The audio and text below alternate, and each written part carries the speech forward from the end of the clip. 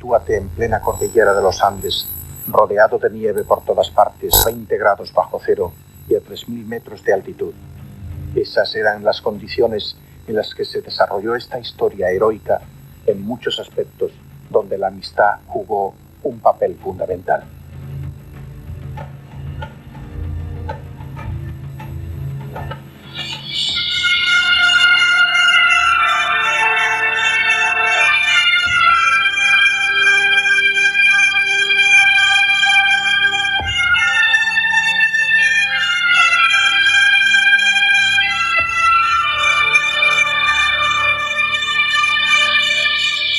Helicópteros de la Fuerza Aérea que desafiaron peligrosas turbulencias lograron llegar hasta San Fernando con los 8 resucitados, entre los que se cuentan 2 sobrinos del presidente de Uruguay.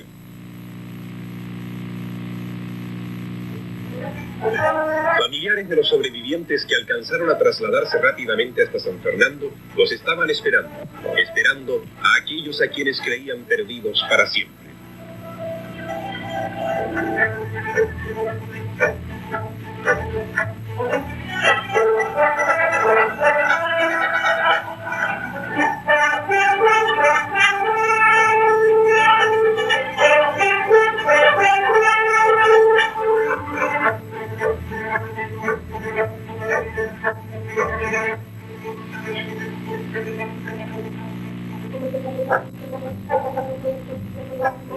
Después, los primeros bocados de alimento en muchos días, los primeros exámenes médicos, las primeras palabras tranquilas.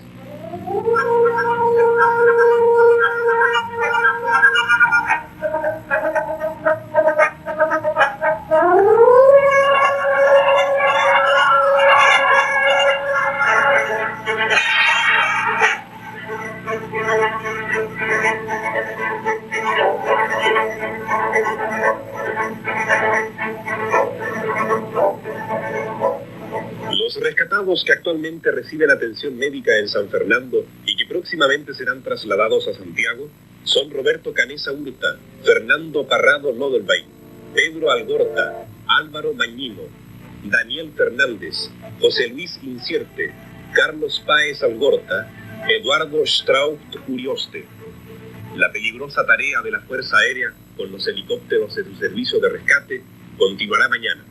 Otros 8 sobrevivientes continuarán esta noche en plena cordillera, en algún punto cerca de la frontera entre Chile y Argentina. Este sensacional documento fílmico muestra las tareas de rescate de los últimos sobrevivientes del accidente de aviación.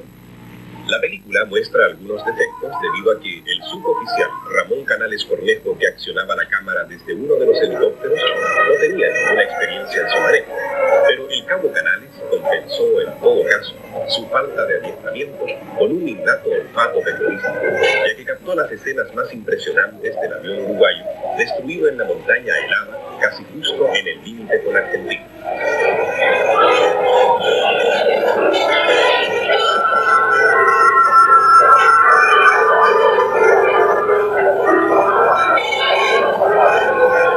Desde las 8:45 de hoy, 3 helicópteros del Servicio de Búsqueda y Salvamento de la Fuerza Aérea de Chile se encontraban operando en la zona de los Maitenes, sector cordillerano de la provincia de Colchagua. Su objetivo, rescatar a los 8 sobrevivientes que aún permanecían en el lugar. Con singular pericia y aprovechando las condiciones climáticas favorables, los pilotos realizaron el exitoso operativo de salvataje. Vistos desde el cielo, los restos del aparato uruguayo presentan una visión desoladora y terrible. Parece increíble que 16 personas pudieran vivir y convivir en tan inhóspito ambiente, y más increíble aún, la forma en que 2 de los muchachos pudieron escapar de esa verdadera prisión de hielo enclavada en el corazón de los Andes. Terminada la peligrosa faena del rescate, se da rienda suelta a la alegría de los resurrectos y comienza el regreso. Primero a los Maitenes, luego a San Fernando y finalmente a la capital. En el frío se quedan 29 amigos, 29 familiares, hombres y mujeres, que cayeron en la dura batalla contra la violenta naturaleza nuestra.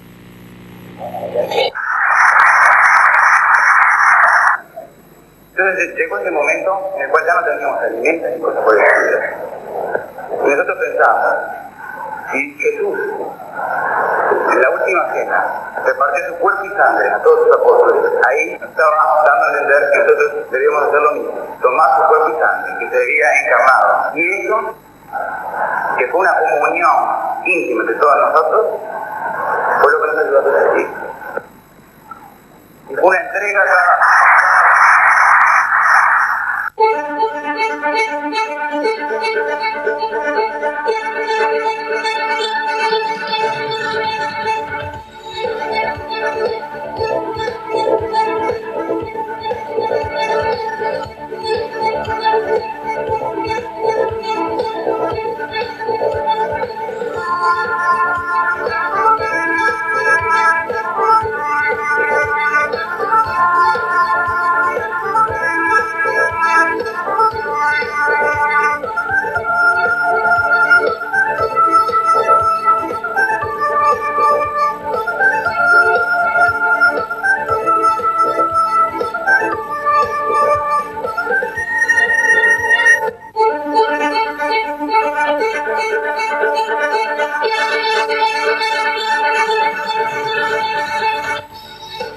Ahora ya, con la distancia, ¿me podrías contar, es la media hora anterior a cuando se produjo el accidente? Los 30 minutos anteriores al golpe. Sí, tengo el recuerdo cuando uno sufre un accidente de ese tipo, o sea, y quedando en el estado, yo tuve un golpe muy fuerte en la cabeza. Lo último que recuerdo realmente son dos cosas, dos o tres cosas. No recuerdo el despegue del avión en Mendoza, por ejemplo, lo trato de recordar y no lo puedo recordar. Sí recuerdo el haber cambiado de asiento con Panchito Aval, o sea, yo iba en la ventana y él iba al lado del pasillo. Eso lo recuerdo perfectamente porque me dijo, dale Nando, hace una hora que estás sentado en la ventana, yo también quiero mirar, cambiémonos, nos cambiamos. Y recuerdo un poco de, sí que volábamos dentro de nubes, mirabas hacia afuera, esas nubes blancas, características de esa altura, entrando y saliendo de las nubes muy rápidamente, o sea, con un poquito de espacio en el medio, movimiento de turbulencia moderada a fuerte, o sea, esa turbulencia que hoy en día casi no agarras un avión porque vuelan muy alto. Y sí, segundos antes del accidente recuerdo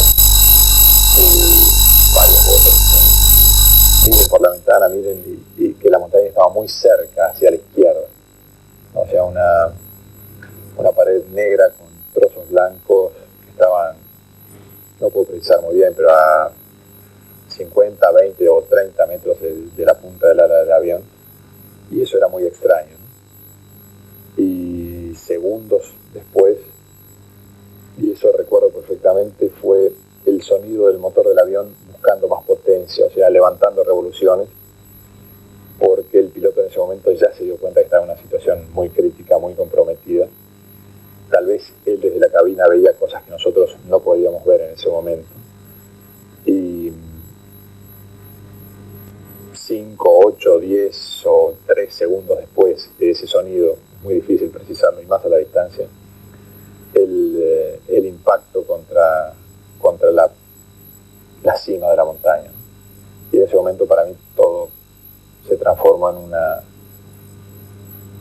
una oscuridad absoluta y total y sin percepción ninguna. O sea, yo en ese momento podía haber muerto, que para mí la muerte fue instantánea.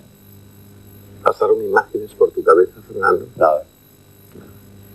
Nada, absolutamente nada. Sí. O sea, perdí el conocimiento inmediatamente. Fernando Parrado, otro de los 16 supervivientes de la catástrofe de los Andes, perdió en la montaña a su madre y a su hermana. Caminó en compañía de Canessa durante 10 días y 10 noches hasta que por fin, al otro lado de un arroyo, divisaron a un arriero. Tras 72 días perdidos en la nieve, estaban salvados.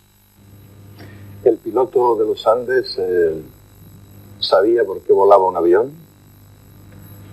Creo que sí. Creo que había tenido su instrucción militar y de la Fuerza Aérea, como cualquier otro piloto.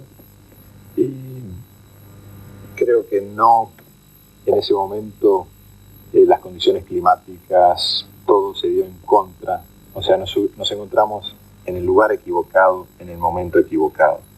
Muchas veces la gente se encuentra en el lugar justo, en el momento justo, y las cosas salen muy bien, en cualquier situación de la vida. A veces te sacas la lotería al revés, ¿no? Yo siempre digo que allí nos sacamos la lotería al revés. Y bueno, las cosas sucedieron como no tendrían que haber sucedido. ¿El piloto tuvo dudas si debía o no realizar ese vuelo ante las condiciones climatológicas? No, creo que luego de que la Torre de Mendoza dio vía libre para que se pudiera realizar el despegue, ya la ruta aérea estaba trazada y las condiciones del tiempo permitían el vuelo, ¿no? O sea, yo no estaba en la cabina, no tenía conocimientos en ese entonces como para poder prejuzgar algo, sino que uno es un pasajero, se sube y va, ¿no? ¿Y recuerdas a la primera persona que se lo contaste una vez cuando llegaste a la civilización? Sí, por supuesto que a la primera persona que realmente tuve contacto más profundo, o sea, como para poder explicarle detenidamente las cosas, fue a mi padre, ¿no? En el Hospital de San Fernando, en Chile. Anteriormente había tenido contacto con la gente de la Fuerza Aérea, pero era todo muy caótico en tiempos, en sensaciones. Era muy difícil relacionarse y absorber todo lo que estaba pasando en esos momentos, ¿no? En ese día, el primer día después de que aparecimos, ¿no? Mientras los helicópteros nos llevaban, nos traían, la gente nos preguntaba, realmente estábamos en una dimensión diferente, ¿no? Yo realmente no sabía dónde estaba parado. El libro que se escribió, Viven, y la película que se proyectó, ¿fue así? ¿Es fiel a lo que ocurrió? ¿O se buscó el espectáculo? No, es más, te diría que en la película, y es un comentario que lo escuché varias veces con Frank Marshall y Kathleen Kennedy, que fueron los director y productora de la película, más bien se tiró a suavizar la película porque si no iban a pensar que era una producción de Hollywood y que no era verdad lo que había pasado. O sea, la película se suavizó. El libro es absolutamente, yo te diría, un diario de lo que sucedió allí arriba. Está muy bien escrito. Pierce Paul Reed realizó un trabajo de investigación muy profundo durante meses viviendo con nosotros. Y si me das a elegir entre el libro y la película, pienso que, y esto es normal, siempre el libro es mejor que la película, ¿no? O sea, es muy difícil en 2 horas poner lo que sucedió en 72 días en la montaña, más lo que sucedió con nuestras familias aquí, más todo la historia fue muy grande como para ponerla en 2 horas. El libro para mí es la realidad, es realmente la historia que yo les daría a mis hijos para que tuvieran, y cada una de ellas, yo tengo 2 hijas, tienen un libro para que lo puedan leer, y ya lo han leído, pero tal vez comprender cada vez más con el paso de los años. ¿Te reúnes con los compañeros todos los años? Por suerte sí, nos reunimos muy seguido, pero no a raíz del accidente. O sea, todo eso nos unió más, pero muchos de nosotros ya éramos amigos de chicos, o sea, jugábamos al rugby en el colegio desde que éramos pequeños. O sea que los que tuvimos la suerte o el destino nos permitió sobrevivir,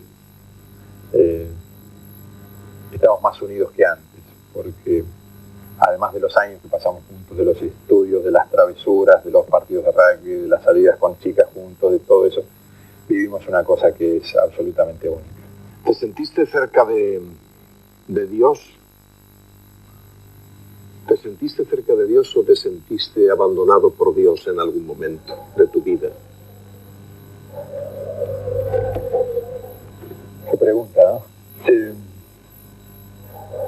Andes estuvimos muy cerca de Dios. Es muy difícil describir a Dios o percibir lo que es Dios. Nunca he visto a ningún católico que se precie como somos nosotros y hemos sido católicos insultar tanto a Dios de la forma, con las palabras más atroces que tú te puedes imaginar, como lo hicimos nosotros en los Andes. Yo creo que tendríamos que haber sido excomulgados por la Iglesia Católica por haber insultado a Dios de esa manera. Pero insultarlo de esa forma creo que era una forma de saber que existía también, que teníamos una relación con Él. ¿Qué habíamos hecho nosotros que éramos jóvenes, 17, 18, 19, 20 años en nuestra vida para merecer ese infierno? Entonces hablábamos con Él todas las noches, pero de una forma no como uno habla en la iglesia. Rezábamos el rosario también, pero muchas veces lo insultábamos como diciendo no merecemos esto, no merecemos esto. No puedo decir aquí lo que decíamos, por supuesto, ¿no? Pero fue muy importante para nosotros su presencia allí. Después, a medida que pasa el tiempo, yo lo voy percibiendo de una manera diferente. Me parece que el Dios que nosotros conocimos es el mismo de todos, pero llegamos a tener una relación con Él que no sé si es más positivo o no, pero a veces no siento necesidad de ir a misa para estar en contacto con Él. Yo creo que el Dios que yo conocí allí es más que el Dios de la misa.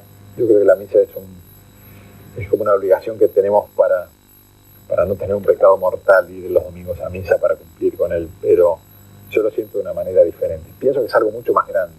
O sea, es tan grande que es absolutamente incomprensible. Dios se debió enterar de algo porque su representante en la tierra os envió un telegrama, ¿no? El Papa. El Papa, sí. Nosotros recibimos una bendición del Papa cuando salimos de allí. Y creo que es una bendición, no sé si reclamada por la Iglesia Católica o por la gente de aquí, ya que el Papa nos decía, y también no creo recordar la bendición bien, pero era algo como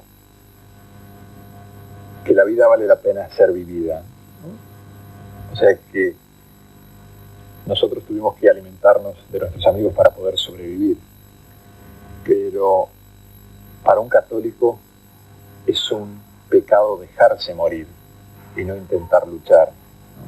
Entonces el Papa lo que avalaba era que el católico necesita luchar por sobrevivir en toda situación y bajo cualquier circunstancia. De alguna manera bendecía esos alimentos. Exactamente. Realmente. Vivir como sea, pero vivir. Todos queremos eso. Es que la gente en el mundo no sabe lo que es estar cerca de la muerte hasta que estás en ese momento, ¿no? Por eso muchas veces yo hablo con amigos y digo, loco, tenés que vivir la vida porque es una sola. O sea, hay que vivir como si fuera el último día, ¿no? Vivir a pleno, vivir al máximo. Dentro de cierta locura suave. Sí. La locura es necesaria. La locura es necesaria.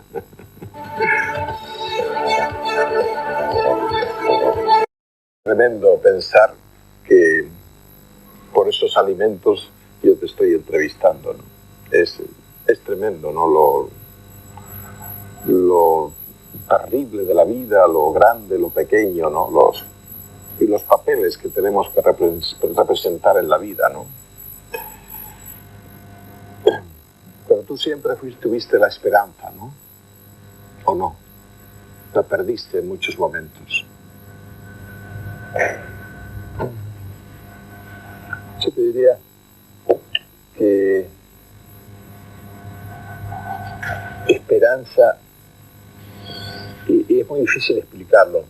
Yo no tenía esperanza. Sabía que era absolutamente imposible salir de allí. No había ninguna posibilidad. No había absolutamente ninguna chance de poder salir de allí. La esperanza es lo último que se pierde, se dice, pero la situación era tan difícil, tan dura, que es difícil de explicarla en palabras, pero llegábamos a decir, si estás respirando, estás vivo, o sea que hay vida. Hasta que estemos muertos, vamos a seguir luchando. O sea, el final, la raya, la línea que nos va a separar la vida de la muerte es cuando dejemos de respirar. Muchas veces entrábamos, el frío, la noche, te estás congelando, algunos lloran, otros están desesperados, inclusive yo, o sea, va cambiando el ritmo de quién está desesperado y quién no, o sea, y siempre viene un amigo que te dice, estás respirando, respirás, estás respirando, estás vivo. O sea, la respiración para nosotros era una señal de vida.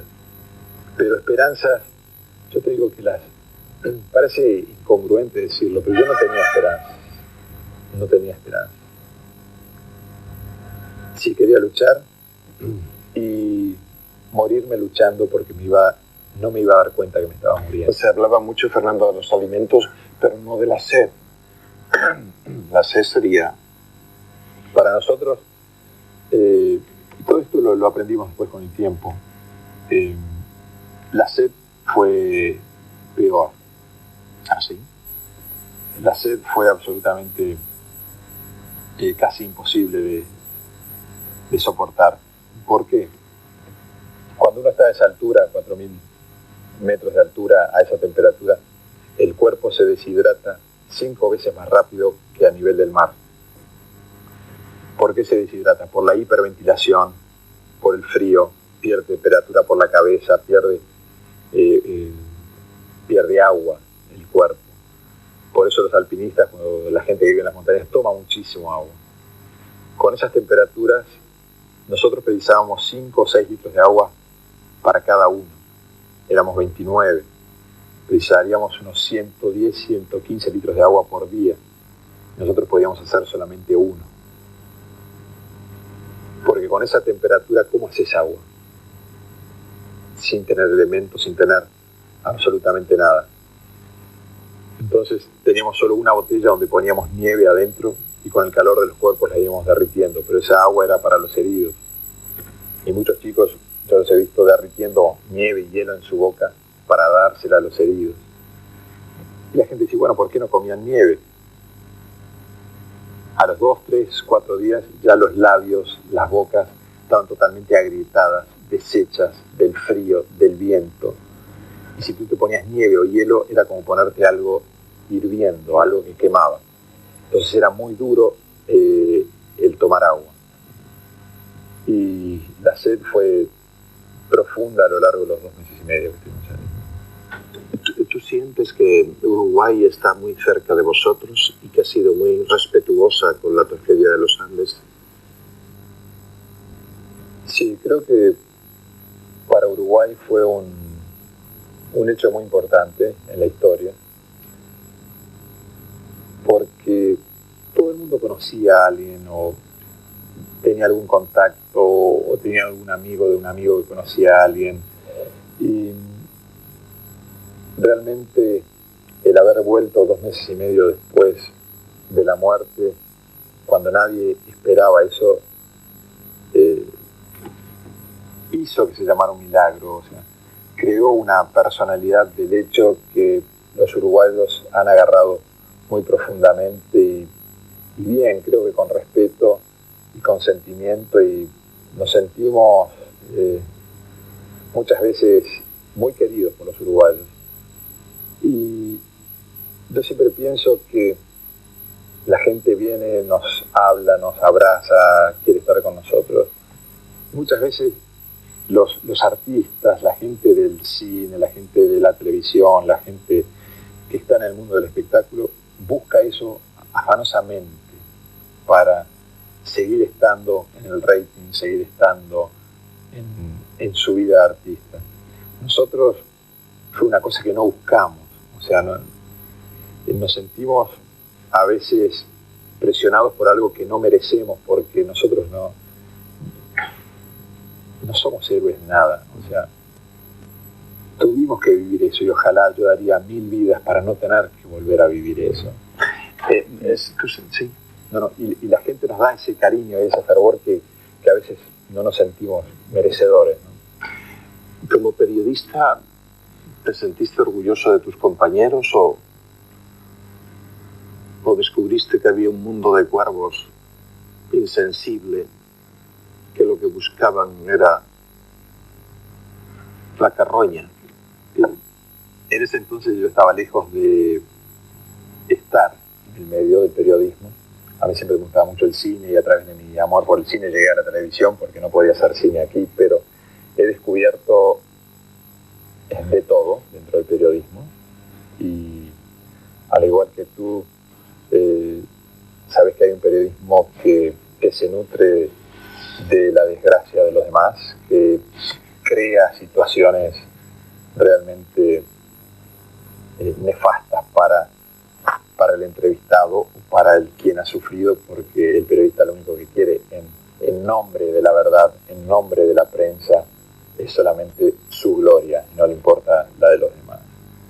Ese periodista yo no lo respeto, yo respeto al periodista. Para mí ese es un periodista barato, que solamente sabe agredir o sabe buscar las cosas malas.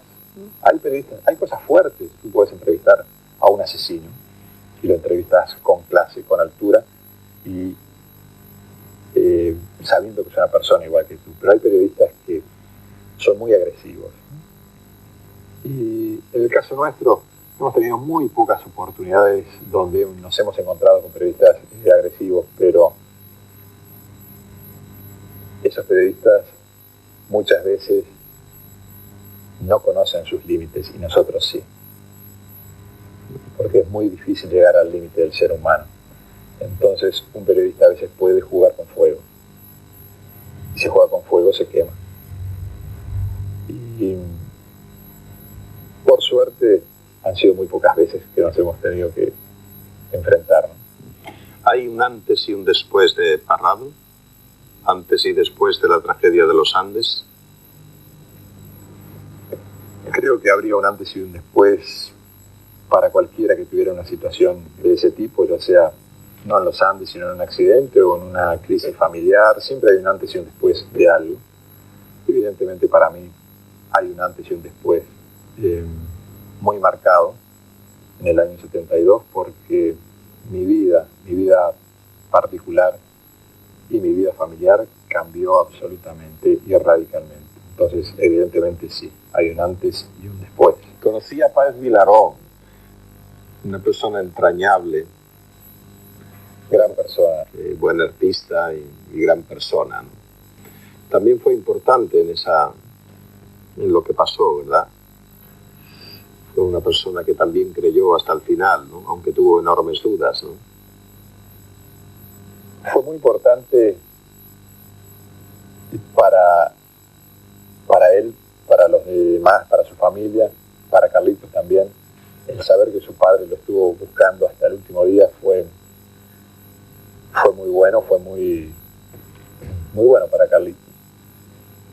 Yo creo que Carlos Páez Vilaró estaba viviendo un sueño, ¿no? O sea, él esperaba encontrar a su hijo con vida, algo que era totalmente ilógico, absolutamente ilógico. Mi padre, que es una persona con muchísimo sentido común, o sea, una persona absolutamente fascinante, para él al otro día del accidente ya no había ningún tipo de posibilidad. O sea, ¿cómo alguien va a sobrevivir un impacto a 350, 400 kilómetros por hora contra una montaña a 6.000 y pico de metros de altura con esa temperatura? Okay. No hay posibilidad. Y creo que era la posición más lógica. Pero Carlos tuvo su premio.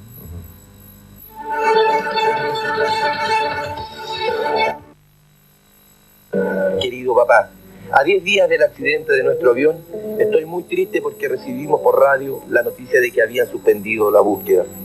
Yo sé, papá, lo que debes estar pasando tú en este momento. Yo quiero que sepas muchas cosas a través de esta carta. Primero, que te quiero como a nadie. Segundo, que si muchas veces me peleé contigo, no fue por bronca, sino por diferentes maneras de ver. Y que vos, a pesar de tus defectos, has sido un padre excelente para nosotros. Uno aprende a valorar las cosas cuando no las tiene, y es ahora que me doy cuenta de lo que fuiste para mí y lo que, si Dios quiere, lo serás.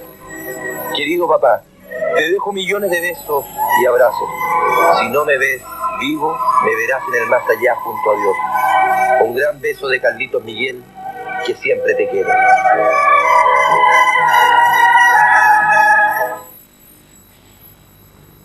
¿Y de la luna qué me dices? Pues la luna es una gorda fría que se nos escapa cada noche con cuentos de fantasmas. Hemos inventado, es un espejo, ¿no?, en el cual está Frankenstein y está Drácula. Pero para mí la luna tiene un valor muy importante. Cuando mi hijo Carlos Miguel estaba en la epopeya aquella de los Andes, aquella tragedia que envolvió a los chicos uruguayos en el avión, yo me comunicaba con mi hijo por la luna. Yo la tomaba con un espejo y lo veía reflejado en la luna y seguía buscándolo con fe. Y él también creo que la utilizaba como micrófono para transmitirme en su grito los deseos de que siguiera tratando de ayudarlo. Carlos Páez Vilaró, padre de Carlos, al que buscó desesperadamente y sin desmayo durante 2 meses y medio que estuvo perdido en las montañas. Me decía Parrado que no entendía cómo durante 2 meses y medio mantuvo la ilusión. ¿Cómo fueron aquellos últimos momentos? Cuéntemelo minuto a minuto. Me gustaría recordar, sé que es una historia de la que se ha hablado mucho, pero me gustaría, ya que usted está aquí conmigo, que me contara qué pasó. Yo vivo a miles y millones de kilómetros. El tema es que para mí salir a buscar a mi hijo, como para todos los padres, era una cosa más que lógica. En el caso mío era más fácil, porque si busqué el arte 50 años y aún no sé si lo encontré, ¿cómo no vas a salir a buscar a tu hijo? Es una cosa que ya estaba marcada en mí. Era muy fácil hacer la valija, era una rutina. Hoy no voy a Camerún a pintar un mural, no voy a hacer el mural de la OEA en Washington, voy a buscar a mi hijo. Voy a tratar de rehacerlo en colores porque soy pintor y quiero tomar la cordillera como un gran cuadro y vamos a pintarlo otra vez.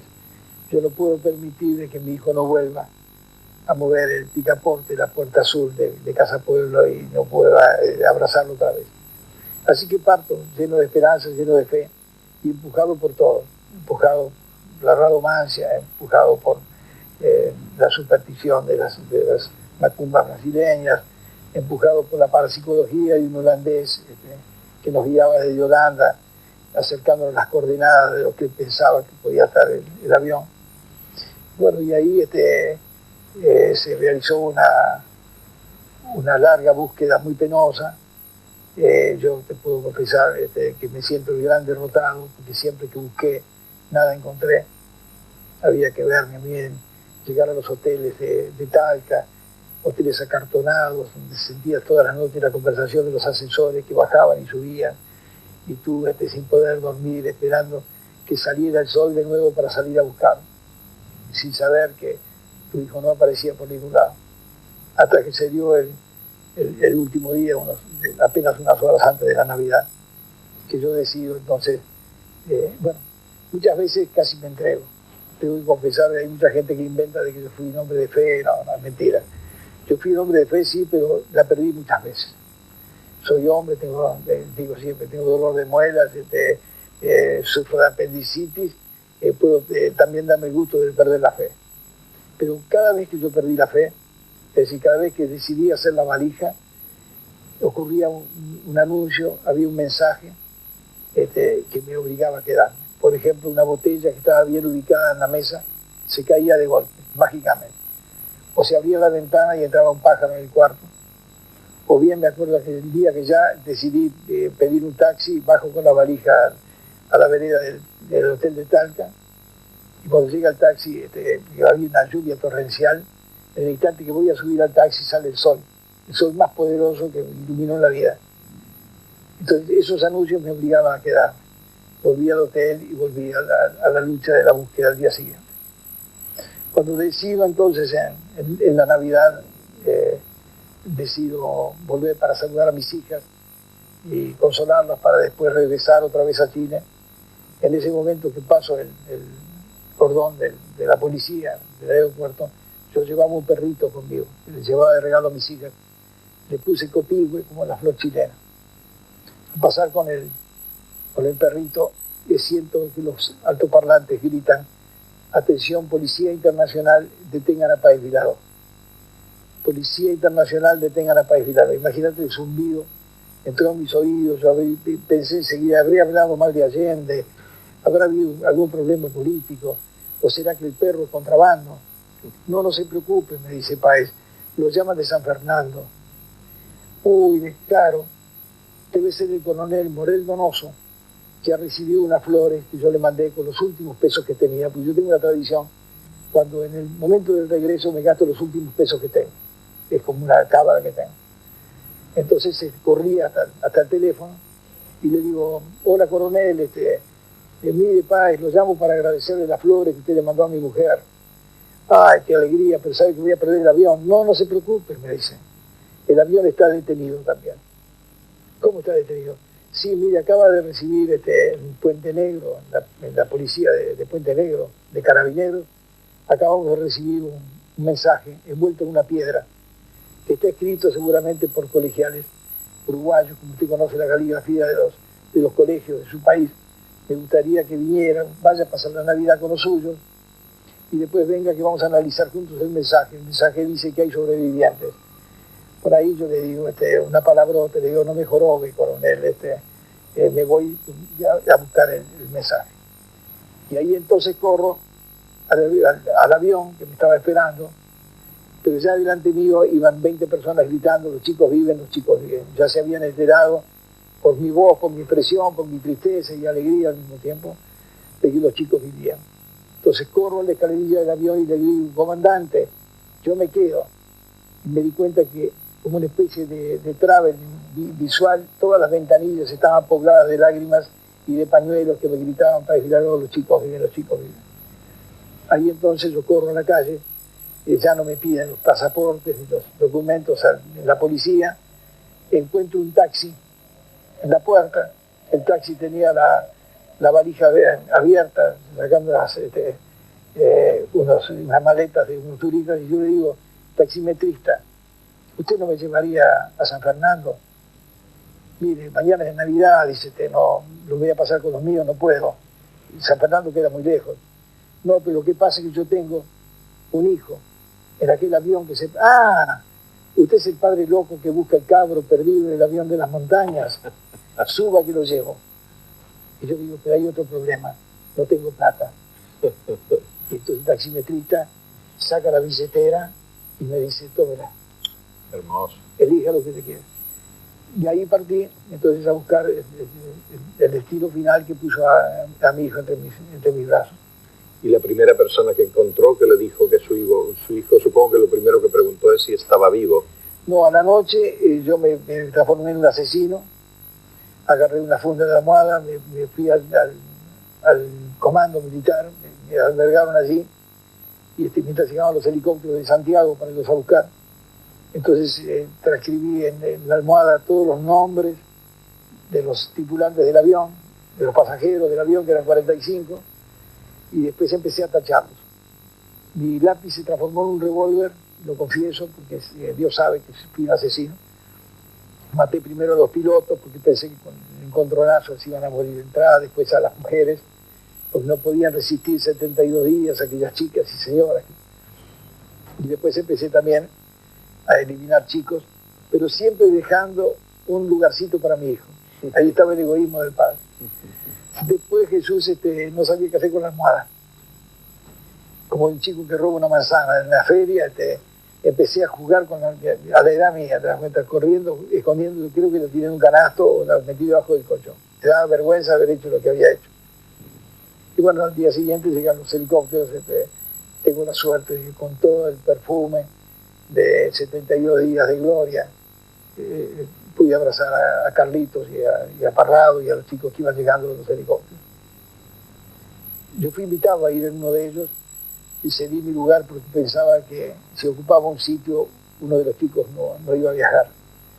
Pero le di las botas mías al coronel Morel Donoso, le dije que yo le daba mis botas, él no tenía botas, tampoco eran mías, me las había dado un aviador, porque quiero que mis pies caminen con los suyos. Y les hice un dibujo rápidamente de un helicóptero y les dije, como ven chicos, nunca les fallé, les mando este helicóptero como regalo de Navidad. Esa fue la triste historia. Ahora, al día siguiente, cuando me abrazo con mi hijo, lo tengo de nuevo, siento como un complejo. Siento como un complejo de que aquella alegría que yo tengo no la van a tener mis amigos que habían sufrido tanto como yo. Así que lo dejé partir en la camilla, como lo toqué y ya me di cuenta que estaba bien para esperar a los otros chicos. Pero siempre pensando con un corazón enorme, dolor en el alma, de que mis amigos, los que habían estado en la misma lucha que yo, no iban a tener la misma alegría. Es una historia increíble, ¿verdad? Sí, una historia empujada. Tú no te imaginas lo que fue la fe de la madre de Carlitos, y mi exmujer. Yo estaba divorciado, pero estábamos inmensamente unidos en ese momento. Lo que era la abuela, la mamá de mi exmujer, Buba. Fíjate lo que puede llegar a la inconsciencia de una abuela que quería que en un avión tiráramos ropa en el medio de la cordillera para abrigarlos. Algo puede llegar a la inconsciencia, quería juntar ropa y mandarles tricotas para tirarlas desde lo alto en aquella inmensidad blanca. Vamos a despedirnos recordando paisajes maravillosos. El primero, Casa Pueblo, Puesta de Sol, sí, y El Rito. Sí, eso es auténtico a mí decirte que eso es un paisaje renovado que lo tengo más que grabado en mi corazón. No olvido tampoco las lunas inyectadas del Kilimanjaro, las épocas mías de Tanganica por allá abajo. Tampoco Machu Picchu. Machu Picchu, cuando vivía en el Cusco, me impresionó mucho su paisaje. No olvido tampoco Rangiroa, la isla de Rangiroa, en aquella puesta de luna, sentado en los fósiles de una ballena. Hay paisajes maravillosos que te acompañan toda la vida. En Bariloche hay paisajes maravillosos. Sí, la cordillera también, pero yo la cordillera la recuerdo ni siquiera con nostalgia, con respeto, con miedo, claro. Y también con pasión, porque cuando yo llego a Chile, no sé si las lágrimas me mojan los ojos, porque estoy pensando en aquel tremendo drama, o porque realmente es la cordillera con sus reflejos los que me pincha la mirada. Señor Páez Vilaró, Uruguay le escucha, Argentina le escucha, España le escucha. ¿Qué le dice? Chao, querido. Chao, querido mío. Un fuerte abrazo. Muchas gracias, maestro. Ha sido un honor conocerle y escucharle. Gracias a ti.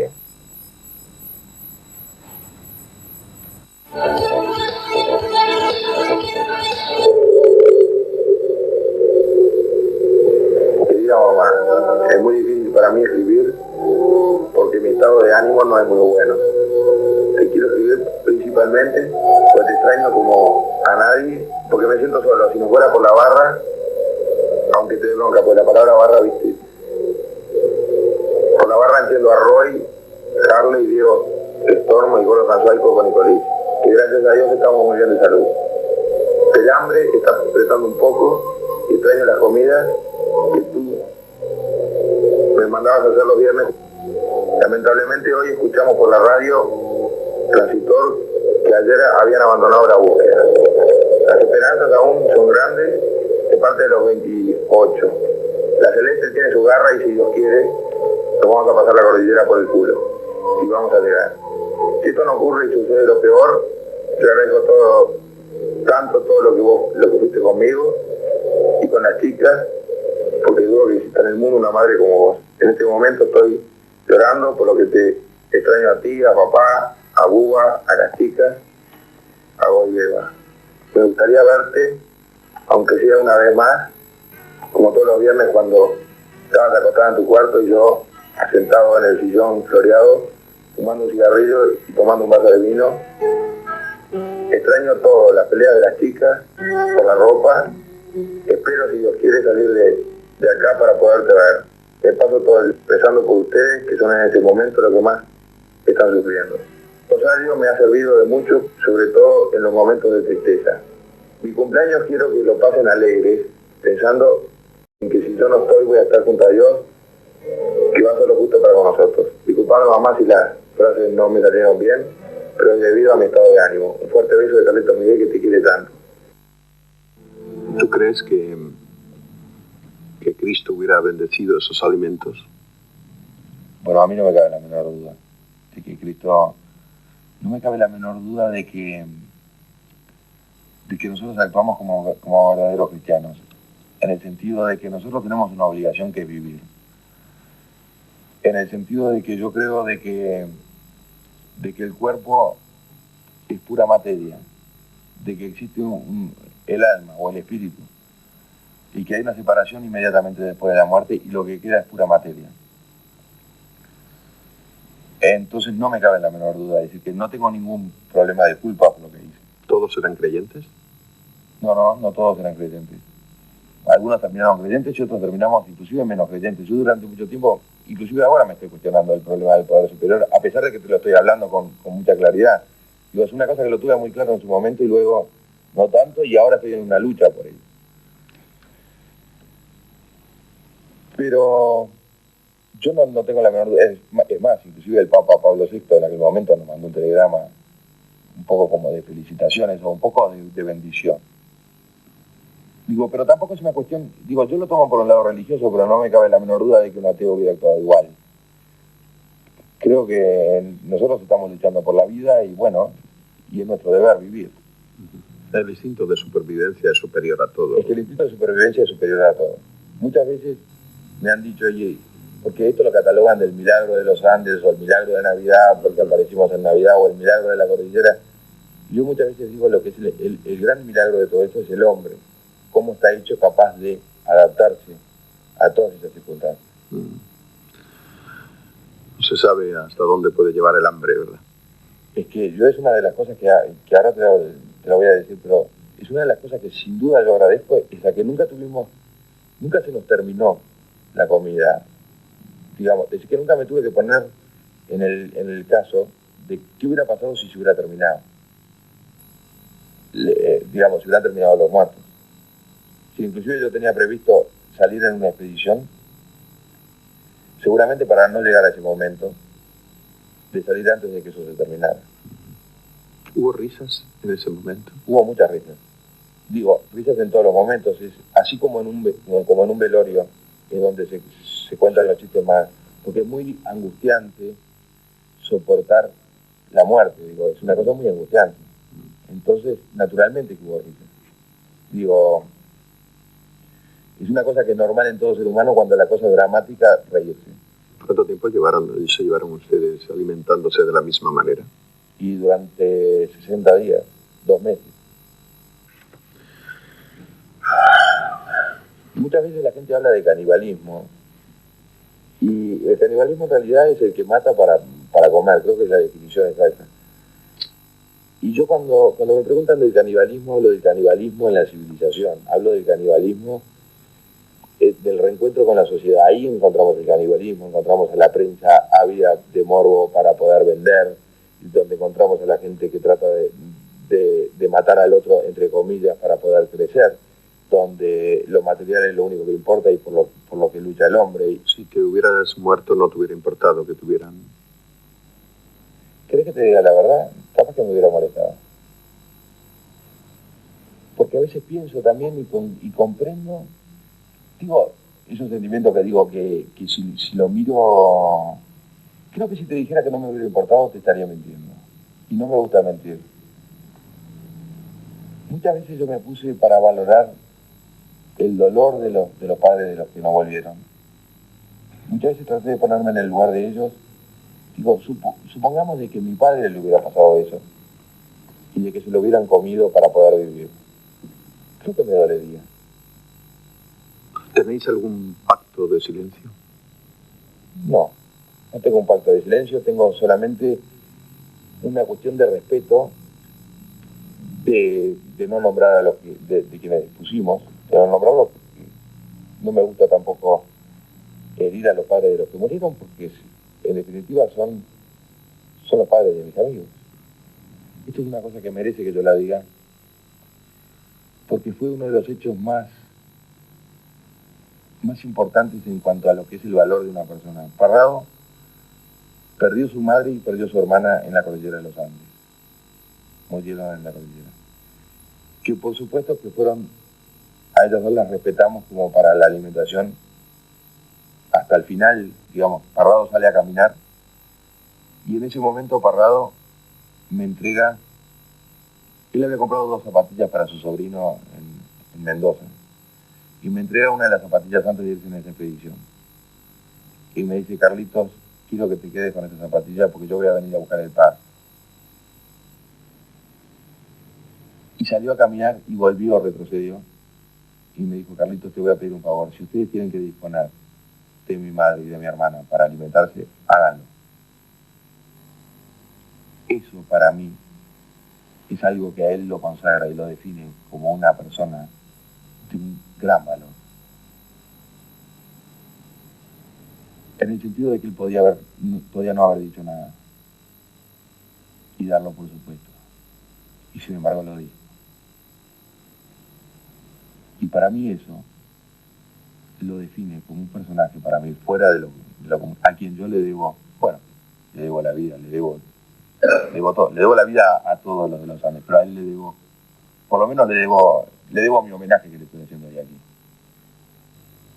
Porque ese sí es un ejemplo de valor, que yo no lo hubiera tenido. ¿Y lo llegasteis a hacer? No lo llegamos a hacer. ¿Por respeto a él? No, porque no tuvimos necesidad. A veces es necesaria una tragedia para que el hombre descubra su auténtica medida. Solo en las situaciones límite se pueden calcular el límite de nuestra resistencia y de nuestras posibilidades. Seguramente, también tú eres más fuerte y puedes mucho más de lo que crees. Solo necesitas el momento para demostrarlo.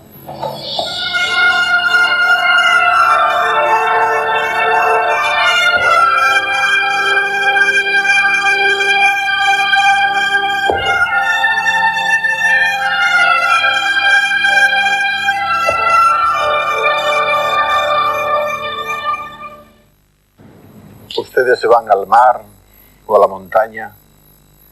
Yo me voy al sur de los poetas, Andalucía, mi tierra, pero nos vamos a reencontrar en la próxima temporada. Uruguay, buenas noches, feliz Navidad y gracias. Gracias.